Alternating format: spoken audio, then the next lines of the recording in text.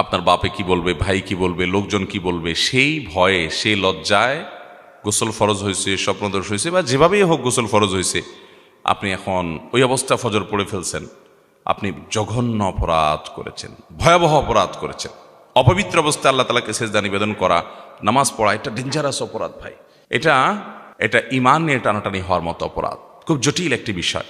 যেহেতু অপরাধ হয়ে গেছে, প্রশ্ন করেছেন, আল্লাহর কাছে অনুতপ্ত হবেন, লজ্জিত হবেন, মাপ চাইবেন, এবং মৃত্যু পর্যন্ত আর জীবনের জন্য কখনো এই ভুল না হয় সে পরে সাবধান থাকবেন।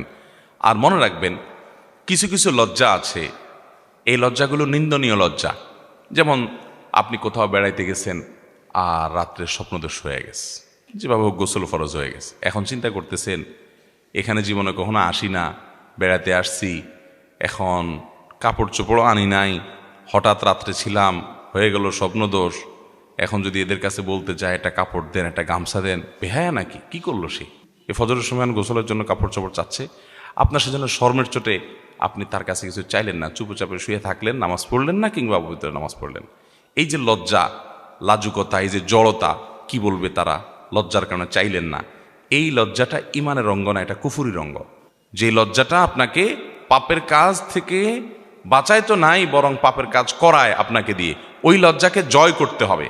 ওইটা লজ্জা না, এখানে সাহসিকতার পরিচয় দিতে হবে, এটাকে সৎ সাহস বলে। সে যা মনে করে করুক, ওনারা যা মনে করে করুক, আমার ঈমান, আমার নামাজ, আমাকে ফরজ নামাজ পড়তেই হবে, এটা কোনো অবস্থাতে কম্প্রোমাইজ নাই। নামাজ এমন এক বিষয়, যুদ্ধের ময়দানে, রণাঙ্গনে পর্যন্ত সলাতুল খওফ পড়তে হবে, এক রাকাত করে ভেঙে ভেঙে নামাজ পড়বে প্রয়োজনে, তারপরও নামাজ পড়তে হবে। কারোর সতর ঢাকার মতো কিচ্ছু নাই, ওই অবস্থায় নামাজ পড়তে হবে। কেবলা কোন দিকে জানে না, আন্দাজ করে পড়তে হবে।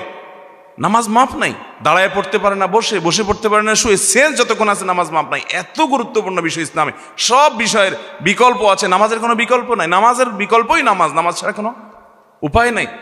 অতএব আমার ফরজ নামাজ পড়তে হবে, গোসল ফরজ হয়ে গেছে, অপবিত্র অবস্থায় নামাজ পড়া জায়েজ নাই, বিধায় আমাকে তাদের কাছ থেকে যে কাপড় নিতে হবে, গামছা নিতে হবে, তারা জেনে যাবে, জেনে যাক, কিচ্ছু আসে যায় না। হ্যাঁ, একটু লজ্জা লাগুক, এই লজ্জাকে জয় করতে হবে। এটা